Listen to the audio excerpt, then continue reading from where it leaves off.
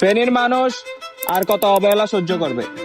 ফেনীর মানুষ কেন প্রতি বর্ষায় আতঙ্কে থাকবে?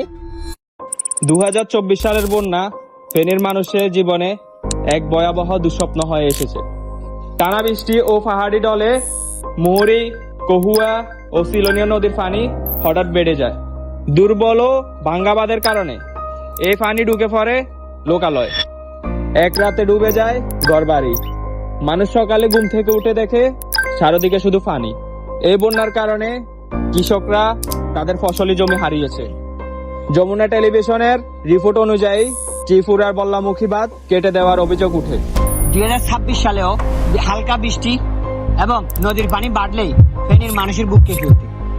ফেনীর সমস্যা শুধু বন্যা না, দুর্বল বাঁধ, অপরিকল্পিত ড্রেনেজ ব্যবস্থাপনা এবং নদীর কুল ভাঙন। মুহুরী, কহুয়া, সিলোনিয়া নদীর ভাঙন এখন ভয়াবহ রূপ নিয়েছে। প্রতিদিন মাটি ভেঙে নদীতে চলে যাচ্ছে। শহরের ড্রেনগুলো অনেক জায়গায় বন্ধ বা ভরা। এর ফলে সামান্য বৃষ্টিতেই জলাবদ্ধতা সৃষ্টি হয়। সমাধান একটাই, আধুনিক ড্রেনেজ ব্যবস্থাপনা, নদী ভাঙন রোধে শক্তিশালী বাঁধ নির্মাণ।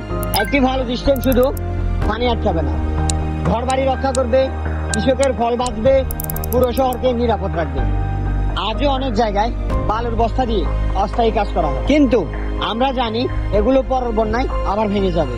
তাই ফেনীর মানুষ আজ একটাই দাবি করছে, আর অস্থায়ী বাঁধ না, চাই স্থায়ী ব্যবস্থাপনা। ফেনীর মানুষ আর অবহেলা চায় না, বাঁধ চাই, নিরাপদ ফেনী চাই।